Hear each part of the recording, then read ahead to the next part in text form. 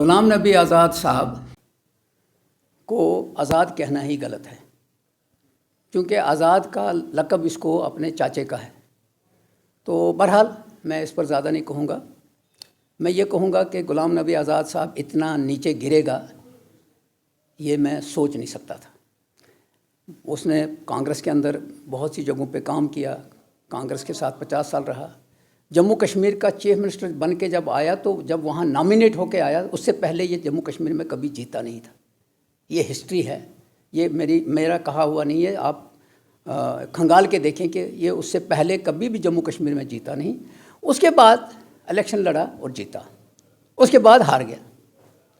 اب یہ شخص اگر یہ باتیں کرتا ہے اور آج فاروق صاحب کو سرٹیفکیٹ دینا یا عمر صاحب کو سرٹیفکیٹ دینا، تو وہ یہ بھول گیا کہ انہی دو چیف منسٹروں نے اس کو راجیہ سبھا کا ممبر بنایا۔ اگر وہ نہیں بناتے تو یہ راجیہ سبھا میں اپوزیشن کا ممبر ہو ہی نہیں سکتا تھا۔ لیکن آج ہمیں پتہ لگتا ہے کہ غلام نبی آزاد جو ہے وہ اصلی حیثیت اپنی دکھا رہا ہے، اپنی خصلت دکھا رہا ہے۔ میں اس سے زیادہ اور کچھ نہیں کہوں گا۔ باقی آپ نے کہا کہ الیکشن ہے، نیشنل کانفرنس کی جو بنیاد ہے 1938-39 میں پڑی ہے۔ تب سے نیشنل کانفرنس کبھی پاور میں رہی ہے، کبھی پاور کے باہر رہی ہے۔ جموں کشمیر میں اتہاس لکھا جائے گا کہ نیشنل کانفرنس ہی ہے جموں کشمیر میں جس نے جو کچھ کیا ہے۔ باقی وقت آ گیا ہے جو لوگ ووٹ کریں گے۔ یہ جب چیف منسٹر تھا، جب یہ چیف منسٹر بنا پی ڈی پی اور کیا نام ہے کانگریس کی کولیشن میں، تو تب یہ بات نہیں کہی اس نے۔ اگر یہ واقعی صاف ستھرا بندہ ہے تب اگر یہ بات کرتا تو ہم اس کا جواب دیتے۔ یہ آج فرسٹریٹ ہوا ہے، یہ آج اپنے باپ کو بھی کہے گا کہ وہ بھی پیسے دیتا تھا ملٹنٹوں کو، تو کیا کرے گا؟ وہ بیچارہ تو گزر گیا ہے، وہ تو اپنے آپ کو ثابت نہیں نہ کرے گا۔ یہ چیزیں فرسٹریشن میں یہ کہہ رہا ہے۔ جموں کشمیر میں کیا ہوا، کیسے ہوا، ساری دنیا جانتی ہے۔ نوجوان گزرے، نوجوان شہید ہوئے، لیکن اس میں نیشنل کانفرنس کا کوئی رول نہیں ہے۔ جو طاقتیں تھیں ان کا مقابلہ نیشنل کانفرنس نے کیا۔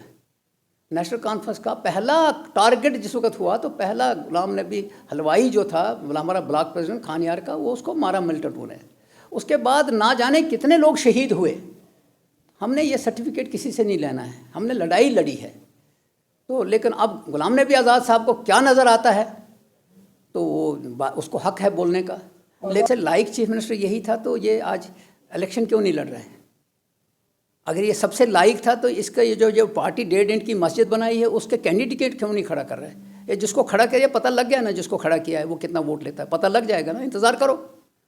یہ اس سے سرٹیفکیٹ نہیں لینا۔ نیشنل کانفرنس، ہاں ایک زمانے میں یہ نیشنل کانفرنس کے مقابلے میں ہی تیار کیا گیا تھا، جن لوگوں نے تیار کیا تھا، یہ مجھے بھی معلوم ہے۔ مگر آج بلی تھیلے سے باہر آ گئی، یہ کبھی بی جے پی کو سپورٹ کرتا، کبھی کسی کو۔ یہ جو ساری دنیا جانتی ہے کہ جو کچھ یہ کر رہا ہے یہ ایک ووٹ تقسیم کی طرف جا رہا ہے۔ دیکھیے، ہم الائنس پارٹنر کے ساتھ ہیں، کانگریس کے ساتھ ہمارا الائنس ہے۔ یہ پہلی دفعہ نہیں ہوا ہے۔ جب آزاد نے الیکشن لڑا تھا 2014 میں، تب بھی ہم کانگریس کو سپورٹ کرتے تھے۔ جب 2019 میں الیکشن لڑا کرن سنگھ کے بیٹے نے، اس وقت بھی ہم سپورٹ کر۔ یہ نئی بات نہیں ہے۔ اور آج بھی ہم الائنس پارٹنر ہیں۔ الائنس والوں نے کس کو مینڈیٹ دیا یہ ان کا کام ہے، ہمارا کام ہے ان کو سپورٹ کرنا، کیونکہ وہ بڑے کاز کے لیے ہم ان کو سپورٹ کر رہے ہیں۔ اور امید ہے کہ لوگ اس چیز کو دیکھیں گے اور وہ اپنا فیصلہ سنائیں گے۔ لوگ ہی بیسٹ جج ہیں جو اس کو فیصلہ کریں گے۔ باقی ان چیزوں میں جتنی بھی پالیٹکس ہے یہ کچھ عرصے کے بعد ختم ہو جائے گی۔ اس کے بعد ہر ایک آدمی جواری، ہارے ہوئے جواری کی طرح ہوگا، جس طرح یہ غلام نبی صاحب ہیں۔